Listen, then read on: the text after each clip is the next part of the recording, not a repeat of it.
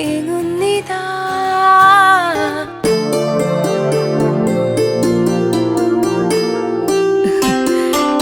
ഇന്നലെയും കൂടി രവി പറഞ്ഞു ചെമ്പരിക്കിലേക്കൊന്ന് വരുന്ന കാര്യം. വീട് പണി നടക്കുകയല്ലേ, ഇടയ്ക്കിടയ്ക്കൊന്ന് വിവരങ്ങൾ അന്വേഷിക്കേണ്ടത് ഞങ്ങളുടെ മര്യാദയാണ്. പ്രഭാരൻ ചേട്ടൻ അക്കാര്യത്തില് ചെറിയ പിണക്കോണ്ടെന്ന് തോന്നുന്നു. ഒരു കണക്കിന് നോക്കിയാൽ രവി വീട് പണി നടക്കുന്നിടത്തേക്ക് പോവാതിരിക്കുകയാണ് നല്ലത്. വാസ്തു കീസ്തു എന്നൊക്കെ പറഞ്ഞ് ഓരോ കൺഫ്യൂഷൻ ഉണ്ടാക്കും. വാസ്തു എന്താന്ന് മനസ്സിലായി, ഈ കീസ്തു എന്ന് പറഞ്ഞ എന്താന്ന് പിടിയിട്ടില്ല. ഒന്ന് പോ രവി. അവിടെ കൺഫ്യൂഷൻ ഉണ്ടാക്കാൻ പ്രത്യേകിച്ച് ആരും വരണമെന്നില്ല. എന്റെ ആങ്ങളെയുണ്ടല്ലോ, ഹരിയുടെ അച്ഛനും മോശമല്ല. വാതിൽ അങ്ങോട്ട് തുറക്കണം, അടുപ്പ് അങ്ങനെ ഇരിക്കണം, സർവത്ര തർക്കം തന്നെ. തർക്കം മൂത്ത് ഒടുവില് വഴക്കാവും. എന്നാ പിന്നെ പ്രഭാകരന്റെ ഇഷ്ടം പോലെ ചെയ്യുന്നും പറഞ്ഞ് അച്യുതേട്ടൻ ദേഷ്യപ്പെട്ടങ്ങ് ഇറങ്ങിപ്പോവും. ശകലം കഴിയുമ്പം കാണാം പ്രഭാകരോന്നും വിളിച്ചോണ്ട് കേറി വരുന്നത്.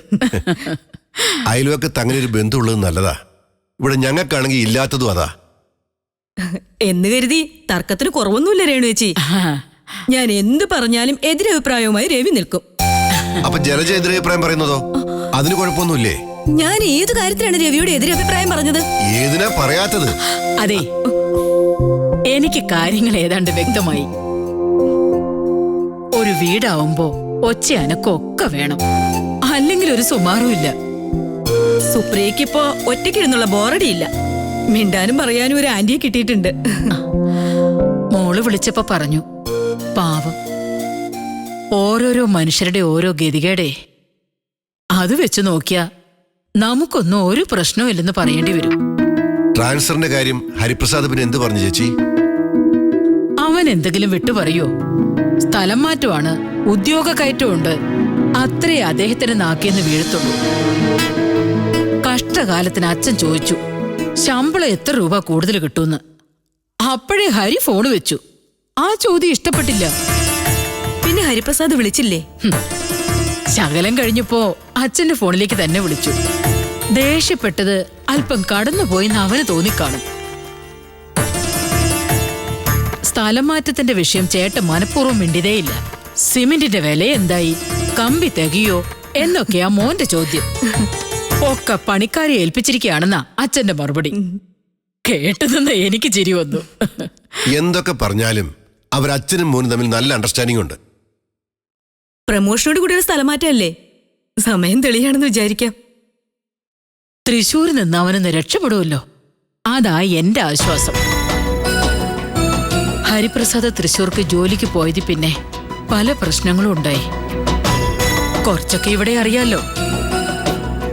ഹരിക്ക് ആ സ്ഥലം വളരെ ഇഷ്ടപ്പെട്ടെന്ന് തോന്നുന്നു. സ്ഥലത്തിന്റെ കുഴപ്പമല്ല പ്രിയടച്ച, ഓരോരോ ആളുകള്. എന്തിനാ അധികം പറയുന്നത്? ആണ്ടബാധ കൊണ്ടേ പോന്ന് എന്റെ അമ്മ പണ്ട് പറയുമായിരുന്നു. അനുഭവത്തിൽ അത് നേരിട്ട് കണ്ടു. വല്ല കാസർഗോഡോ എങ്ങോട്ടെങ്കിലും പോയിക്കോട്ടെ, തൃശ്ശൂരിൽ നിന്ന് പോയി കിട്ടിയാ മതി. പക്ഷെ ചേച്ചി, ബോർഡ് ഹരിപ്രസാദിന് ജോലിക്കയറ്റം കൊടുത്തു, സ്ഥലം മാറ്റവും അനുവദിച്ചു. ഹരി അത് സ്വീകരിക്കണമെന്നുണ്ടോ? എന്നുവെച്ചാ സ്ഥലമാറ്റം വേണ്ടെന്ന് ഹരിപ്രസാദ് എഴുതി കൊടുത്താലോ? ജലജേ, താൻ എന്ത് വർത്താനായി പറയുന്നത്? ഞാൻ എന്റെ ഒരു ഭയം പറഞ്ഞതാണ്. തൃശ്ശൂര് തന്നെ തുടർന്ന് ജോലി ചെയ്യാമെന്ന് എഴുതി കൊടുത്താൽ സ്ഥലമാറ്റം ക്യാൻസലായി പോവില്ലേ? അന്നേരം പ്രമോഷന് ജലജേ? പ്രമോഷൻ വേണ്ടെന്ന് വെക്കും. ജലജൊന്നും മിണ്ടായിരുന്നേ. വെറുതെ ഓരോന്ന് ആലോചിച്ചു കൂട്ടും. രേണുകച്ച് എന്ത് വിചാരിക്കും? അങ്ങനൊരു കടുങ്കൈ അവൻ ചെയ്യൂ? ഇല്ല ജലജേ, അത്തരം വല്ല പരിപാടി മനസ്സിലുണ്ടെങ്കിൽ ഹരിയെ കൊണ്ട് ജോലി രാജിവെപ്പിക്കും ഞാൻ. അതിൽ കുറഞ്ഞുള്ള സമ്പാദ്യമൊക്കെ മതി, അത്ര കൊള്ളില്ലല്ലോ. ചേച്ചി കാട് കയറി ചിന്തിക്കൊന്നും വേണ്ട. ജലജ പറഞ്ഞത് കാര്യമാക്കുകയും വേണ്ട. ട്രാൻസ്ഫർ വേണ്ടെന്ന് വെക്കാനുള്ള ബുദ്ധിമോശമൊന്നും ഹരിപ്രസാദ് കാണിക്കില്ല. അതെനിക്ക് ഉറപ്പാ. ചേച്ചി ധൈര്യമായിട്ടിരിക്കും.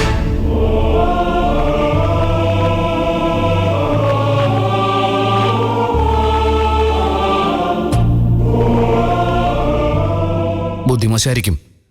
എന്നാലും ഞാൻ ആലോചിക്കുന്നത് ട്രാൻസ്ഫർ വേണ്ടെന്ന് എഴുതി കൊടുത്താലൊന്ന്. ഇതിനെ ബുദ്ധിമോശം എന്നല്ല പറയേണ്ടത്, അധിക പറ്റെന്നോ ഒരു പടി കൂടി കടന്ന് അഹങ്കാരം എന്നോ ആണ്. സ്വന്തം നാട്ടിലേക്ക് സ്ഥലമാറ്റം കിട്ടണമെന്നാണ് ഏതൊരാളും ആഗ്രഹിക്കുന്നത്. അതിനുവേണ്ടി കൈക്കൂലി കൊടുക്കാൻ വരെ ആളുകൾ തയ്യാറാ. ഇവിടെ ഒരാൾക്ക് സ്വന്തം നാട് വേണ്ട. ഇങ്ങനെയൊക്കെ ചിന്തിക്കുന്ന മറ്റൊരാള് ഭൂലോകത്തുണ്ടാവില്ല. അക്കാര്യത്തിലെങ്കിലും എനിക്കൊരു വ്യത്യസ്തത ഇരിക്കട്ടെ. തമാശ പറഞ്ഞതാണെങ്കിൽ എനിക്ക് ശരിയൊന്നും വരുന്നില്ല. തമാശയല്ല, സീരിയസ് ആയിട്ടാണ് പറഞ്ഞെങ്കിലും. ഹരിയേട്ടൻ എന്ത് ഭാവിച്ചാ? ഞാൻ അറിയാൻ വയ്യാഞ്ഞിട്ട് ചോദിക്കാം. കൃത്യമായൊരു ആൻസർ തരാൻ എനിക്കും അറിയില്ല. സർക്കാർ ഉദ്യോഗത്തിന്റെ ഭാഗമാണ് പ്രൊമോഷനും സ്ഥലമാറ്റവും അറിയാത്തതല്ല. പക്ഷേ പ്രൊമോഷനും വേണ്ടെന്ന് വെക്കാൻ ഉദ്ദേശമുണ്ടോ? എന്നും ക്ലർക്കായിട്ട് ജോലി ചെയ്യണമെന്നായിരിക്കും ജീവിതാഭിലാഷം. നന്ദനെങ്കിലും എന്നെ ഒന്ന് മനസ്സിലാക്കാൻ ശ്രമിക്കേ. ഈ നന്ദനെയെങ്കിലും എന്നുള്ള പ്രയോഗം വേണ്ടാട്ടോ. ഇനി മനസ്സിലാക്കേണ്ടത് സുപ്രിയയാണ്. സുപ്രിയയെ ഹരിയേട്ടനും മനസ്സിലാക്കണം. അതിന്റെ കുറവ് നല്ലതുപോലെ ഉണ്ടെന്ന് എനിക്ക് തോന്നുന്നത്. ആ തോന്നല് ശരിയുണ്ട്. ഒരു കാര്യം ചെയ്യും, സ്ഥലം മാറ്റം വേണ്ടെന്ന് തോന്നുന്നത് ഈ നാട് കംഫർട്ടബിൾ ആയി തോന്നുന്നതുകൊണ്ടായിരിക്കുമല്ലോ. സുപ്രിയ ഇങ്ങോട്ട് കൊണ്ടുവാ. ഇപ്പോഴുള്ള റൂം വിട്ടിട്ട് ഒരു വീടെടുക്കും. 2 പേർക്കും കൂടി താമസിക്കാം. ഇനി സുപ്രിയയ്ക്ക് താല്പര്യമുണ്ടെങ്കിൽ ഇവിടെ എന്തെങ്കിലും ജോലിക്ക് ശ്രമിക്കാം. അല്ലെങ്കിൽ കോഴ്സിന് ഏതെങ്കിലും ചേരാം. നല്ലൊരു ഐഡിയ അല്ലേ ഞാൻ പറഞ്ഞത്? ഐഡിയ ഒക്കെ കൊള്ളാം. പക്ഷെ നന്ദന എന്തോ ഒബ്ജക്ഷൻ കണ്ടുപിടിച്ചു. അതിന്റെ സൂചനയാണ് ആ പക്ഷെ. ഞാൻ പറയാതെ തന്നെ താൻ മനസ്സിലാക്കുമെന്ന് കരുതി. നാട്ടിൽ തങ്ങാൻ താല്പര്യമില്ലാത്തത് സുപ്രിയ എവിടെ ഉള്ളതുകൊണ്ടാ.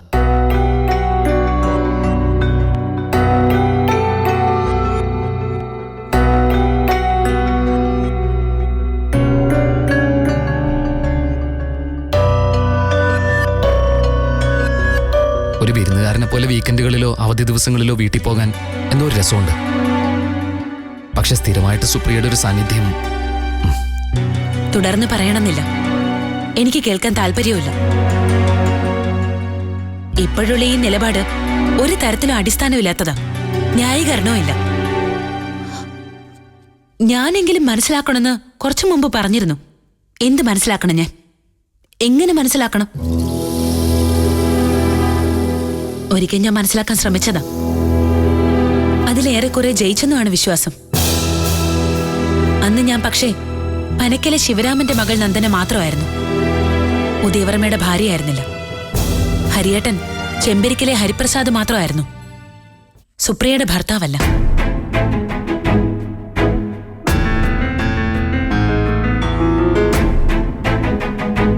ഇനിയും ഞാൻ എന്ത് വിശദീകരിക്കാനാണ്? സ്വയം ബോധ്യപ്പെടാത്ത ഒരു കാര്യവും നമുക്ക് മറ്റൊരാളെ പറഞ്ഞു ബോധ്യപ്പെടുത്താൻ പറ്റില്ല ഹരിയേട്ടാ. വെറുതെ ശ്രമിക്കാന്നേ ഉള്ളൂ. പരാജയപ്പെടും. സുപ്രിയോട് സ്ഥലം മാറ്റത്തിന്റെ കാര്യമൊക്കെ പറഞ്ഞു കഴിഞ്ഞില്ലേ? അയാളോട് ഇനി എന്ത് സമാധാനം പറയുന്ന ആലോചിച്ചു? അതോ അത്തരത്തിലുള്ള വർത്തമാനങ്ങളൊന്നും വീട്ടിലില്ലെന്നാണ്? ഇപ്പോഴത്തെ ഈ ആറ്റിറ്റ്യൂഡിന് മറ്റൊരു പേരാണ് പറയുക, സ്വാർത്ഥത.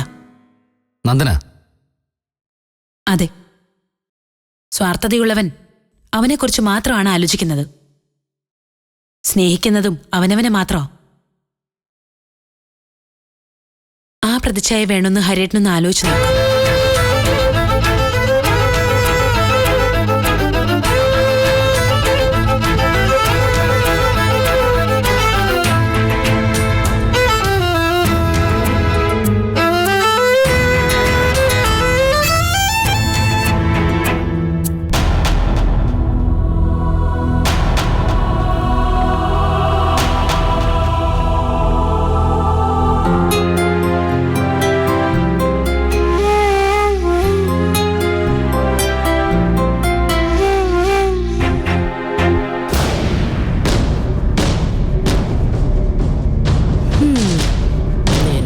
വെച്ചിട്ടുണ്ടടി.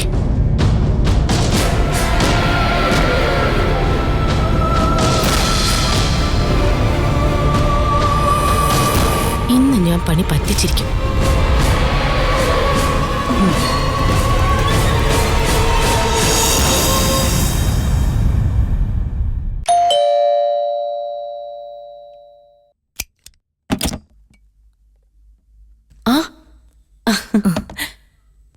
നീ എന്താ കിടന്നുറങ്ങുമായിരുന്നോ? എത്ര തവണ ബെല്ലടിച്ചു? പകലുറങ്ങാൻ എന്റെ പേര് ജലജ രവികുമാർ എന്നല്ല. പിന്നെ എനിക്കിവിടെ പകലുറക്കമല്ലേ ജോലി. ആ സംവാദത്തിന് രണ്ടുപേർക്കും പിന്നെ സമയം തരാം. പ്രിയേ, ഞാനിപ്പോ ഒരു വിരുന്നുകാരിയും കൊണ്ടാ വന്നത്. വിരുന്നുകാരിയല്ല മോളെ, വീട്ടുകാരിയാ. വാ അമ്മേ. രേണുകേച്ചി കണ്ടല്ലോ മരുമോളുടെ സ്വഭാവം. തർക്കുത്തരത്തിന് PhD കൊടുക്കണമെങ്കിൽ ആദ്യം സുപ്രിയക്കാണ് കൊടുക്കേണ്ടത്. ആ വിഷയത്തിൽ എന്റെ ഗൈഡ് അമ്മയാ. അപ്പൊ ആർക്കാണ് ആദ്യം ഡോക്ടറേറ്റ് കിട്ടിയത്? രേണുവേച്ചി, ഇവളുടെ ഈ സ്വഭാവം ചേച്ചിയുടെ അടുത്തെടുത്താൽ ചെവി പിടിച്ച് പൊന്നാക്കണം. ഞങ്ങൾ ചോദിക്കാൻ വരില്ല. അങ്ങനെയുള്ള സ്വഭാവമൊന്നും ഞങ്ങളുടെ സുപ്രിയക്കില്ല. നിങ്ങളെ കുറ്റപ്പെടുത്താതിരുന്നാ മതി. പ്രിയെ പറഞ്ഞപ്പോ ചേച്ചിക്ക് കൊണ്ടു. വാ അമ്മേ. അവരൊന്നായി.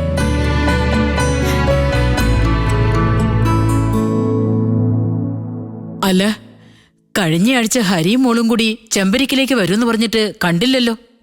ഞങ്ങള് പ്രതീക്ഷിച്ചു. അച്യുതേട്ടൻ നല്ല പുഴമീനും വാങ്ങിച്ചോണ്ട് വന്നിരുന്നു.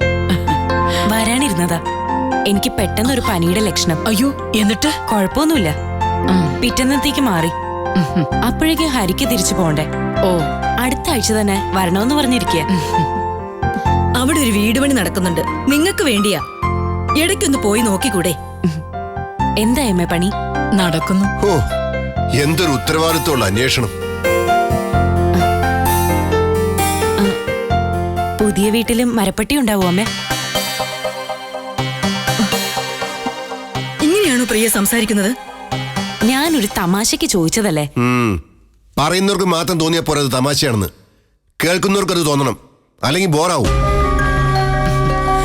സാരമില്ല, മോൾ അത്രയ്ക്കൊന്നും ആലോചിച്ചില്ല. എന്നാലും അങ്ങനെയല്ലല്ലോ ചേച്ചി. പോട്ടെന്നേ, അതവിടെ നിക്കട്ടെ. സുപ്രിയയ്ക്ക് കൂട്ടായിട്ടൊരു ആന്റി ഉണ്ടെന്ന് പറഞ്ഞിട്ട് എവിടെ? ഞാനൊന്ന് കാണട്ടെ. മേളിലുണ്ട്. ഡ്രസ് വാഷിംഗ് ആണെന്ന് തോന്നുന്നു. ആന്റി, പുള്ളിക്കാരത്തിയുടെ വൃത്തിയുടെ കാര്യം കൂടി ഞാൻ തോറ്റു. തരം കിട്ടിയ എന്റെ ഹരിയുടെയും തുണി വരെ എടുത്ത് മുഴുവൻ നനച്ചിടും. ആന്റി. ഓ, വിളിക്കണ്ട മോളെ, ഞാൻ ചെന്ന് കണ്ടോളൂ.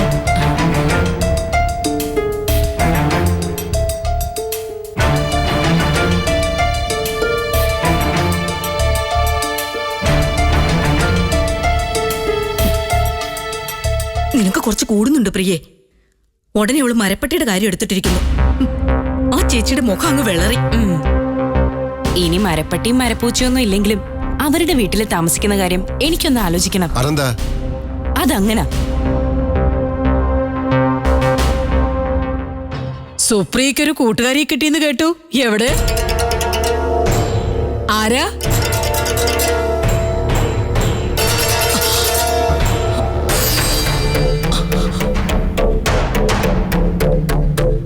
സതിയമ്മ. സതിയമ്മേ, എവിടുന്നോ വന്ന ആ ആന്റി ഞാനാണെന്ന് ഹരിപ്രസാദ് രേണുകയോട് പറഞ്ഞില്ലേ? ഇല്ല, പറയില്ലെന്ന് എനിക്കറിയായിരുന്നു. എന്നാലും സതിയമ്മ ഇവിടെ വന്നു പെട്ടു. എന്റെ തലയിലെടുത്ത്. ഹരിപ്രസാദിനല്ലാതെ ഇവിടെ മറ്റാർക്കും അറിയില്ല ഞാൻ ആരാണെന്ന്, എന്റെ കഥകൾ എന്താണെന്ന്. സുപ്രിയയുടെ മുഖത്ത് നോക്കുമ്പോ എനിക്കൊന്നും ഒട്ടു പറയാനും വയ്യ.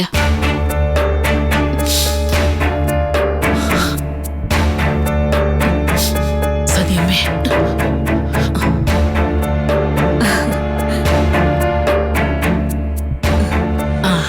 ആഹാ, അപ്പോഴേക്ക് രണ്ടുപേരും തമ്മിൽ കൂട്ടായോ? അതോ അമ്മയ്ക്ക് സതിയാന്റിയെ നേരത്തെ അറിയായിരുന്നോ? എങ്ങനെ അറിയാനാ? ഞങ്ങൾ ഇപ്പോഴാ തമ്മി കാണുന്നത്.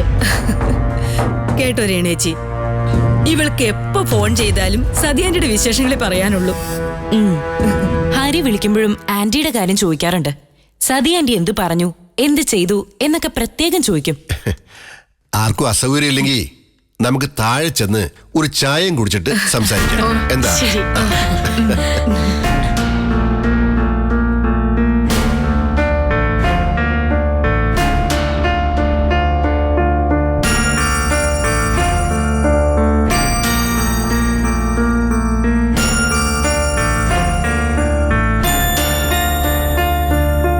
നിമിത്തം നിമിത്തം എന്നൊക്കെ പറയുന്നതിൽ അർത്ഥമുണ്ട് അല്ലേ രവി? യാദൃച്ഛികമായിട്ടാണെങ്കിലും സതിയമ്മ എന്റെ കാറിന്റെ മുന്നിൽ വന്നു പെട്ടത് ഇങ്ങനെ ഒരു ബന്ധം ഉണ്ടാവാൻ വേണ്ടിയായിരുന്നു.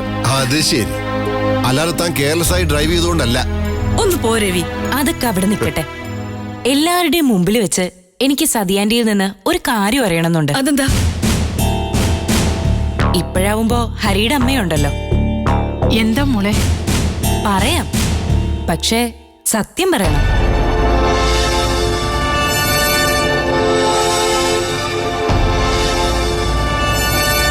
ചോദിക്കട്ടെ? സസ്പെൻസ് ഇടാതെ ചോദിക്ക് പ്രിയേ. ചോദ്യം ഇതാണ്. ഇവിടെ എന്റെ കൂടെയുള്ള താമസത്തിൽ സതിയാന്റി ഹാപ്പിയാണോ? ആണോ ആന്റി? മോൾ എനിക്ക് സ്നേഹവും കരുതലും തരുന്നുണ്ട്, പിന്നെ എന്തിനു സന്തോഷിക്കാതിരിക്കണം? എന്നുവെച്ച് മതിമറന്ന് സന്തോഷിക്കാനുള്ള മാനസികാവസ്ഥയിലല്ല ഞാൻ.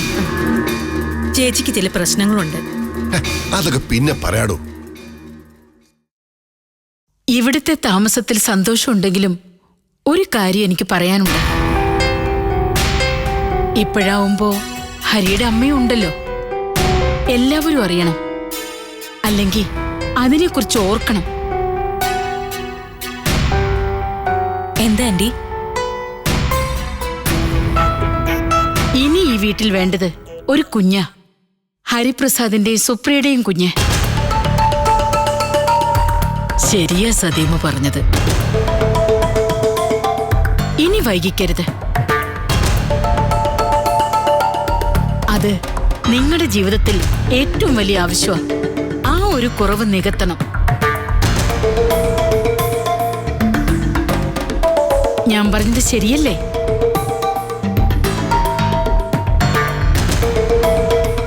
എന്താ ജലജെ, ആരും ഒന്നും മിണ്ടുന്നില്ല. ഞാൻ പറഞ്ഞത് തെറ്റായിപ്പോയോ? സതിയമ്മ പറഞ്ഞതിനോട് പൂർണ്ണമായി യോജിക്കാൻ ഞാൻ. ജലജയ്ക്കും മറിച്ചൊരു അഭിപ്രായം ഉണ്ടാവില്ല, അല്ലേ ജലജെ? അതെ അതെ, ഞങ്ങളത് അങ്ങോട്ട് പറയാൻ തുടങ്ങായിരുന്നു അല്ലേ രവി? അതെ അതെ.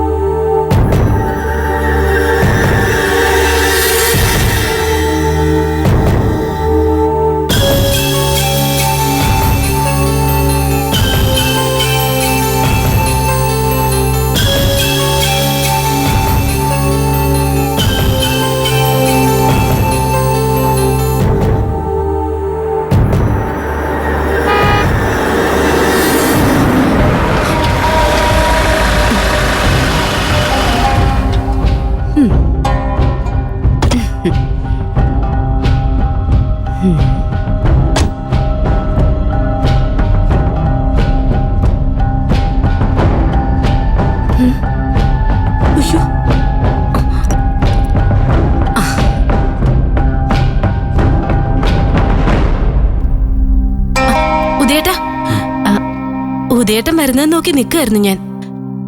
ഇപ്പൊ ഇങ്ങോട്ട് കയറിയതേ ഉള്ളൂ. എന്താ കാര്യം? ഞാനൊരു നുണച്ചിയാണെന്ന് ഉദയേട്ടൻ വിശ്വസിക്കുന്നുണ്ടോ? സത്യവതിയാണെന്ന് ഭാവിക്കാനൊന്നും എനിക്കറിഞ്ഞൂടാ. ഉള്ളതുള്ളതുപോലെ വെട്ടി തുറന്ന് പറയും. അത് ചിലർക്ക് പിടിക്കുകയില്ല. ഒടുവില് സത്യം വിട്ട് പെരുമാറാത്ത ഞാൻ നുണച്ചി, കള്ളത്തരത്തിന്റെ കാതലായിട്ടുള്ള ചിലര് സത്യവതിമാരും ആവും. എനിക്കൊന്നും മനസ്സിലാവുന്നില്ല. അതെ, അത് തന്നെ ഉദയേട്ട പ്രശ്നം. ഉദയേട്ടന് പലതും മനസ്സിലാവുന്നില്ല എന്നുള്ളത് മറ്റുള്ളവര് മനസ്സിലാക്കുന്നു, മുതലെടുക്കുന്നു. കരളെടുത്ത് കാണിച്ച ചെമ്പരത്തിപ്പൂ ആണെന്ന് പറയുന്ന ലോകം. ചെമ്പരത്തിപ്പൂ കാണിച്ചിട്ട് കരളാണെന്ന് തെളിയിക്കാൻ സാമർഥ്യമുള്ളവരുണ്ടേ. അതെ, വലിയ വലിയ വിഷയങ്ങളാണെങ്കിൽ നമുക്ക് പിന്നെ സംസാരിക്കാം. ഞാൻ ഈ ഡ്രസ്സ് ഒന്ന് മാറിക്കോട്ടെ. അല്ല, അതെ ഉദയേട്ട, ഡ്രസ്സൊക്കെ പിന്നെ മാറാം. ഉദയേട്ടൻ ഇത് കേട്ടിട്ട് പോണം. സാധാരണഗതിയിൽ ഒരാൾക്ക് സ്വന്തം നാട്ടിൽ ജോലി ചെയ്യുന്നതാണോ അതോ അന്യദേശത്ത് പോയി പണിയെടുക്കുന്നതാണോ ഇഷ്ടം? അതിപ്പോ മിലിറ്ററി സർവീസിലാണെങ്കിൽ സ്വന്തം നാട്ടിൽ ജോലി ചെയ്യാൻ പറ്റുമോ? ഇത് പട്ടാളമല്ല, സ്റ്റേറ്റ് ഗവൺമെന്റിന്റെ ജോലിയെ. സ്വന്തം നാട്ടിൽ ജോലി കിട്ടണമെന്നല്ലേ ആഗ്രഹിക്കൂ? അങ്ങനെയാ കണ്ടുവരുന്നത്. അങ്ങനെയല്ലാത്ത ചിലരും ഉണ്ട്. അത്തരത്തിലുള്ള ഒരാള് ഇന്നിവിടെ വന്നിരുന്നു. ആരായിരിക്കും? പറഞ്ഞാലല്ലേ അറിയൂ. ഹരിപ്രസാദ്.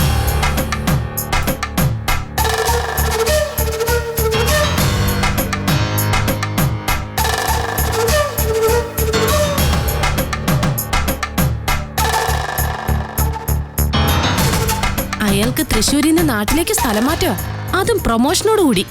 പക്ഷെ പോകുന്നില്ല. ഇല്ലെങ്കിൽ വേണ്ട, അത് അയാളുടെ മാത്രം കാര്യമല്ലേ, നമുക്കെന്താ?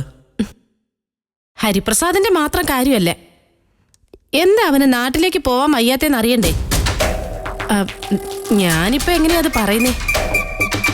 ഓ, എങ്കിൽ പറയണമെന്നില്ല. അങ്ങനെയല്ല, ഉദയേട്ടൻ അറിയണം. നാട്ടിൽ ചെന്ന ഹരിപ്രസാദിന്റെ കൺകുളിർക്ക് കാണാനും മനസ്സ് തണുക്കെ ഉരിയാടാനും ഒരാളില്ല. ആരാ? നന്ദന.